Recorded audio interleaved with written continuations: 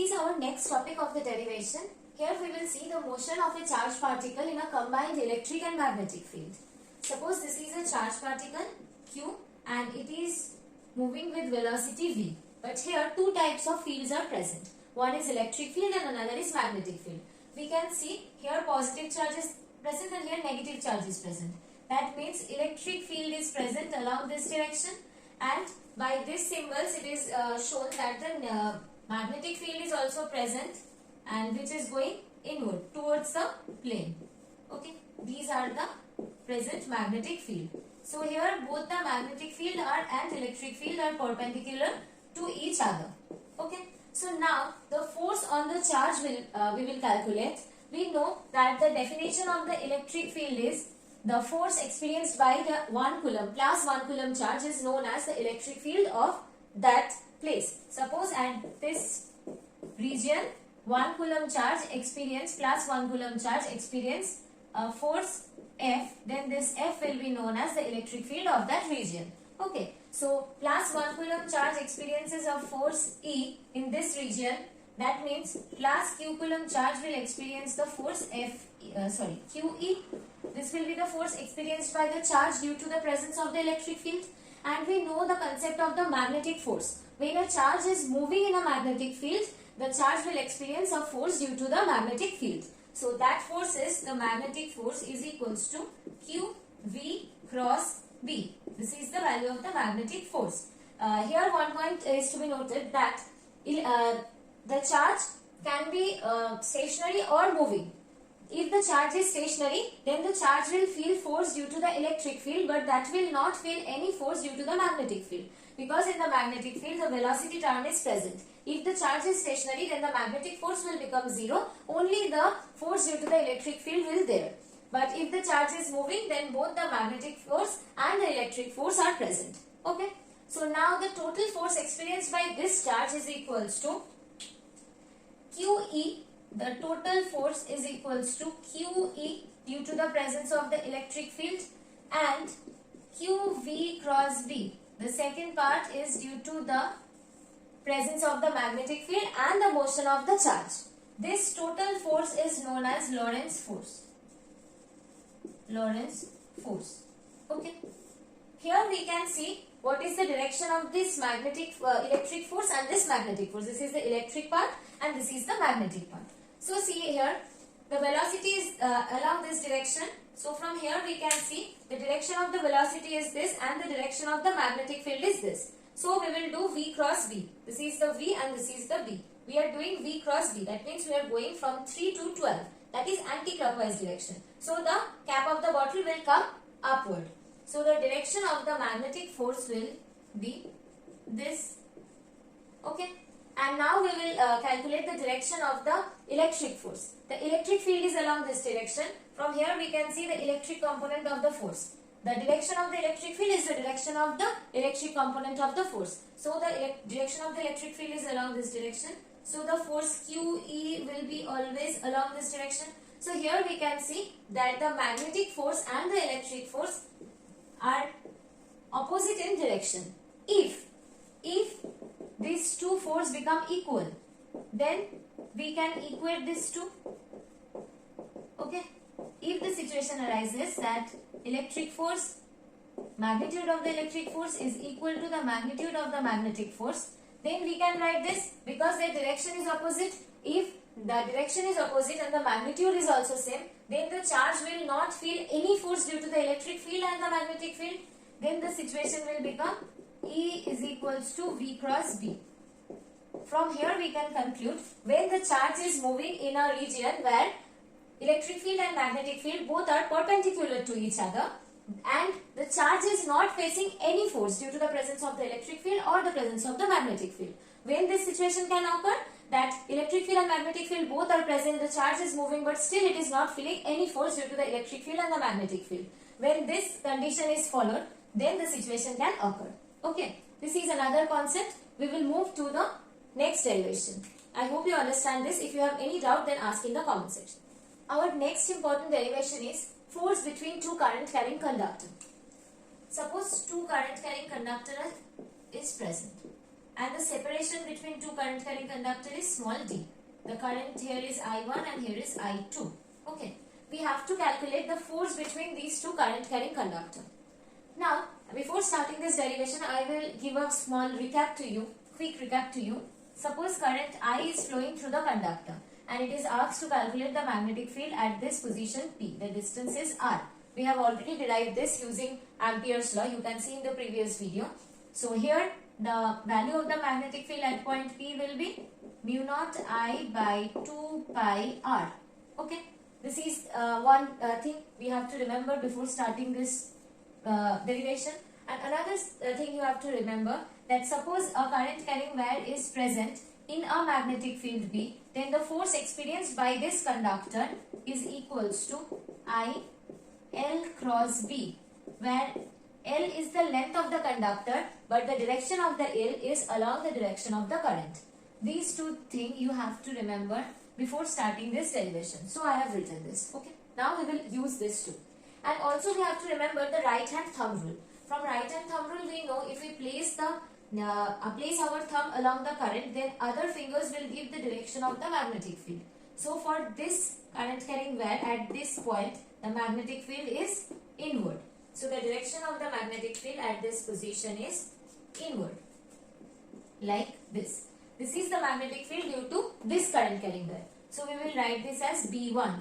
Okay. And what is the value of the B1? The value of the B1 is mu naught I by 2 pi small d. This is the value of the B1 and this is the direction of the B1. And now here we are getting that the present magnetic field is along this direction and the current in the second current carrying conductor is along this direction. And see in the force expression L cross B. L means the direction of the current and B is the direction of the magnetic field. So the direction of the L is this and the direction of the B is this. So we have to do the cross product L cross B. L cross B. That means we are going from 12 o'clock to 9 o'clock. Right? We are going from L cross B. 12 to 9. That means anti-clockwise direction. So the cap will come out. So the direction of the force will be along this direction. Okay, F1. This will be the direction of the force. And what will be the value of the force? F1. The value of the force will be the current of this second current carrying conductor. As we are calculating the force on the second conductor, so we have to take the current I2 here. And for which magnetic field this force is experienced? For B1 magnetic field. So we will place this as L into B1. Right? This will be the force on the second current carrying conductor. And here in place of B we can write, if we are taking the magnitude, then the value will be I2LB1, and in place of B1 we can write this. This will be I1. So we will write this I2L mu naught I1 divided by 2 pi d. Okay. Here from here we can write this force per unit length. So F1 divided by L is equals to mu1 I naught I2 divided by 2 pi d. This will be the force per unit length on the conductor 2 due to the conductor 1. Similarly, we can calculate the magnetic field due to the conductor 2.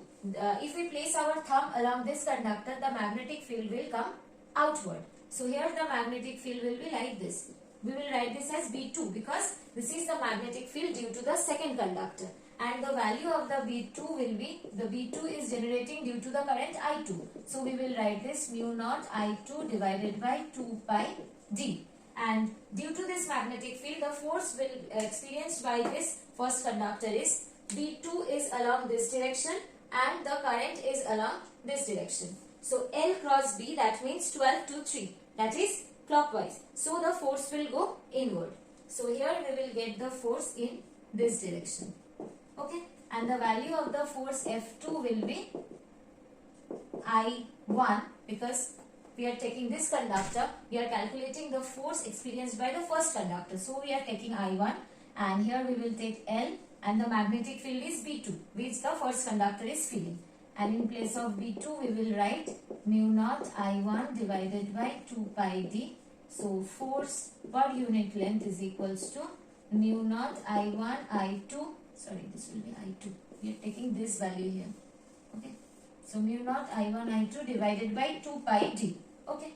The value is same. So the first conductor, this is the force per unit length experienced by the second conductor, and this is the force per unit length experienced by the first conductor. Magnitude of the both forces are same, but the directions are opposite. That means the like currents are attract each other. Okay. We will do the same thing for the unlike current. Unlike current means one current is flowing in this direction and another is going this direction. For this case, we will do the same thing, but for the current in same direction, these two are attracting. Okay. Now we are taking two current carrying conductor where the current are flowing in different direction. Okay, in opposite direction.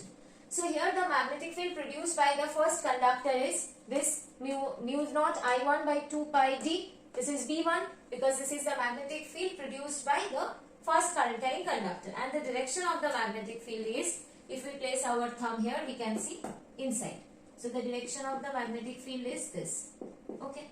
And the force experienced by the second conductor due to this field B1 is this. Okay. What is the direction of the force experienced by the second conductor due to B1? Now the direction of the B1 is like this, and the direction of the current I2 is like this. So L cross B, that means we are going from this to this. So 6 to 9 we are going. That means this is clockwise. When it is clockwise, the force will be along inside. So the direction of the force will be along this side. This is the direction of F2. Okay. Now the magnetic field produced by I2 is mu naught I2 by 2 pi d. Direction of the force experienced by the first conductor due to B2 is, this is the direction of the I1, means the direction of L, and this is the direction of magnetic field. We have to get the direction of the magnetic field. The direction of the magnetic field B2 is, if we place the our thumb along the current I2, all the fingers are going inside. So the direction of the magnetic field B2 due to I2 is inside. So the direction is like this. Okay. Now the direction of the magnetic field B2 is like this, and the direction of the current I is like this. So L cross B, that means we are going from 12 to 9, so anti-clockwise direction. So the cap will come out. So the direction of the force will become, this is F1. So here we can see these two unlike current carrying conductor are repelling each other. But when the currents are flowing in same direction, these two wires are attracting each other. Now the currents are flowing in opposite direction, so they are repelling each other. I hope it is clear to you. If these things are not clear to you, how we are getting the direction by cross product, then go to the previous video. I will give the link in the description box. Go to that video. Then you can understand this easily. We will continue our revision series, and we will continue the derivations from important derivations from your syllabus. Please like, share and subscribe the channel if you want to continue this series with us.